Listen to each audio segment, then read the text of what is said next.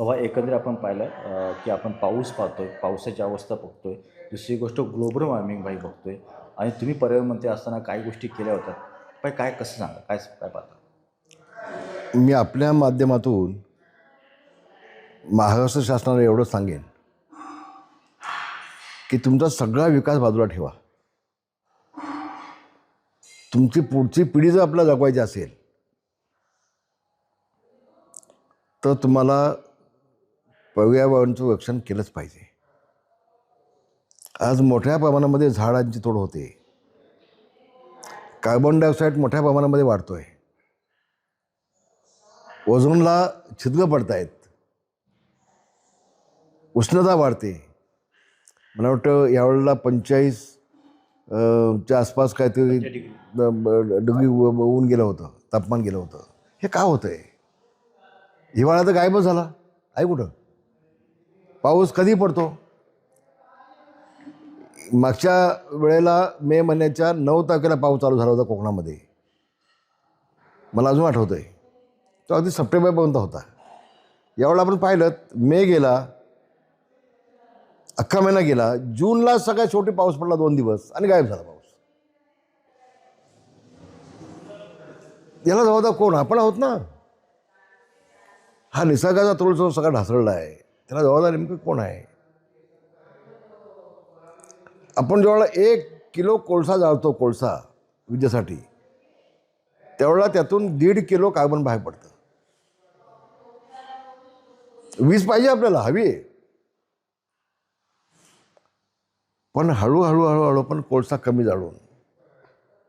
म्हणजे पर्यावरण मंत्री आलेले आहात, तुम्ही काही मोठे निर्णय घेतलेले होते त्याबद्दल? मी हे सांगतोय की आपण मोठ्या प्रमाणामध्ये पर्यावरणाचं रक्षण कसं होईल,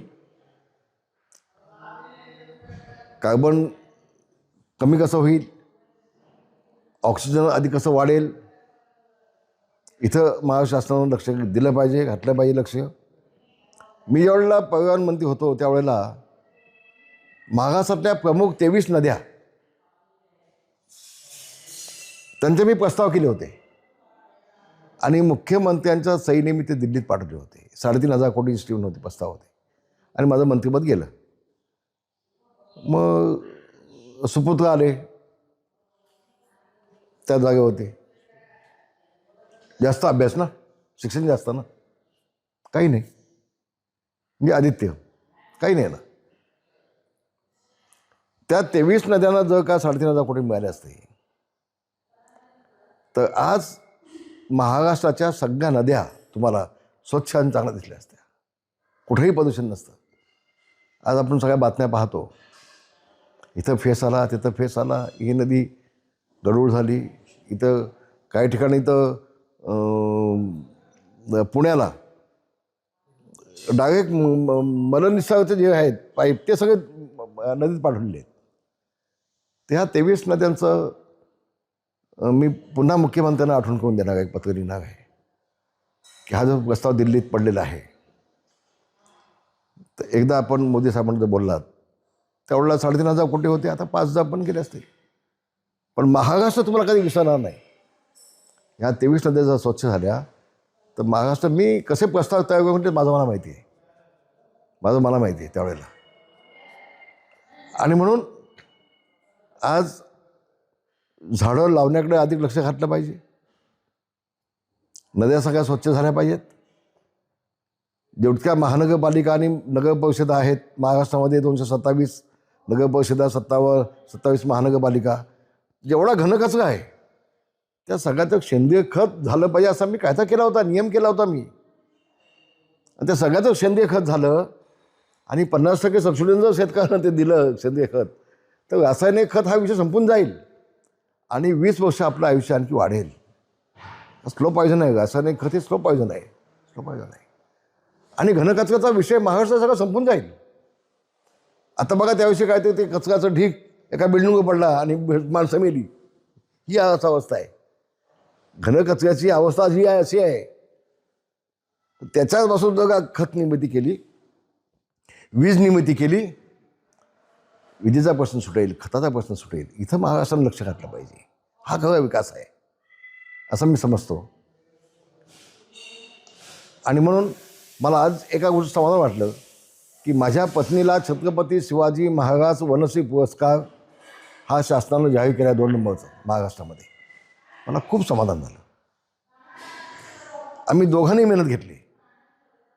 जवळजवळ 50,000पेक्षा अधिक झाडं आम्ही लावलेत. नुसती लावली नाहीत, आम्ही ती जगवली. अनेक झाडं आहेत त्यामध्ये. म्हणजे लाल चंदन आहे, सफेद चंदन आहे, धुपाची झाडं आहेत, अगरवूद वेगवेगळ्या टाईपचे आहेत, कापूसची झाडं आहेत, अर्जुन आहे, त्यामध्ये हरडा आहे, शिसम आहे, कोकम आहे, आवळा आहे, जांभळं वेगवेगळ्या टाईपचे आहेत, नारळी आहेत, सुपारी आहेत, काजूचं 15,000 काजू आहेत, 5,000 आंबे झाडं आहेत त्यामध्ये जवळजवळ. अशा वेगवेगळ्या आणि वनस्पती, वेगवेगळ्या वनस्पतीची, औषधी वनस्पतीची लागवड केलेली आहे आपण. आम्हाला कसं वाटलं नव्हतं. आम्ही पुरस्कार, तुम्हाला खरं सांगतो आता, माझ्या मिसेसनी गेल्या वर्षी पुरस्कारासाठी पाठवलं होतं फाईल ती, जे 2023ला. आम्हाला कल्पना पण नव्हती. एका वर्षानं अचानक फोन आले, बा तुम्हाला पुरस्कार जाहीर झाला 2 नंबरचा महाराष्ट्रामध्ये. 1 वर्षांनी. तसं माहीत असतं तर यावेळेला आपण नवीन प्रस्ताव दिला असता, कारण 10, 15, 20 झाडं आपण अधिक लावलेत गेल्या वर्षीपेक्षा. तर 2 नंबरच्या ऐवजी 1 नंबर पण मिळाला असता आपल्याला. कल्पना नव्हती. पण शासनानं दखल घेतली त्याची. माझ्या पत्नीची पाठ थोपटली गेली. तिने जे केलं, जी मेहनत घेतली, कष्ट केले, तर शासनानं त्यांची पाठ थोपटली, पुरस्कार दिला. ह्या वयामध्ये एक वेगळं समाधान आम्हाला दोघांना मिळालं. खूप आनंद झाला, खूप आनंद झाला. आणि यातून एवढा संदेश मी देईन, बाबांनो सगळ्यांना सांगेन की महाराष्ट्रातल्या प्रत्येक मुलानं एक झाड लावलं पाहिजे. प्रत्येक माणसानं त्याच्या नावाचं एक झाड लावलं पाहिजे, ते जगवलं पाहिजे. मग तो कामगार असू देत, तो शिक्षक असू देत, तो विद्यार्थी असू देत, कुटुंबातल्या प्रत्येक नावानं, त्याच्या नावानं एक झाड लावावं आणि ते झाड जगवावं. झाड जगवावं हा संदेश मी देईन. आणि तरच भविष्यामध्ये महाराष्ट्राला, देशाला फ्युचर निश्चितपणे आहे. भाई, जाफरी नृत्याला खऱ्या अर्थाने जे महत्त्व आहे, जे काही कौतुक आहे ते तुम्ही केलं आणि एखादी त्याच कामाची दखल घेत आज राजश्री. मला समाधान झालं. आज महाराष्ट्र शासनानं जाखडी नृत्याचं नोंद घेतली. मी मागणी केली होती. मी जो 2-3 वर्ष आधी मागणी केली होती याची, याबाबतची. गेल्या जवळजवळ 30 वर्षापासून माझंही वाटप चाललं आहे. माझा जो गणपती उत्सव असतो 5-6 दिवस, त्या 5-6 दिवसामध्ये येणाऱ्या जेवढ्या टीम असतात जाखडी नृत्याच्या, त्या प्रत्येकाला ढोलकी देणं, त्याला टाळ देणं, त्याला पकवाज देणं, त्याला विणा देणं, त्याला हार्मोनियम देणं, त्याला झांज देणं मोफत. मला वाटतं महाराष्ट्रामध्ये एकमेव रामदास कदम असेल की जाखडी नृत्याला जिवंत ठेवण्याचं काम मागच्या 35 वर्षामध्ये मी केलं आहे. आणि त्यामुळं इतकं प्रोत्साहन मिळालं. गावागावामध्ये, वाडीवाडीमध्ये जाखडी नृत्य निर्माण झाले. माझ्या दिल्लीच्या टाळनारामध्ये संध्याकाळच्या वेळेला देवळामध्ये आरतीला ते टाळ वाजायला लागले, पकवाज वाजायला लागले. मला खूप समाधान वाटलं. आजच काम झालं आहे माझं ते. आता मी आजकालपर्यंत माझं काम होतं, आता योगीदाराने काम हातात घेतलं आहे ते. आता माझं पुढचं जे आहे ते सगळं तो स्वतः चालू.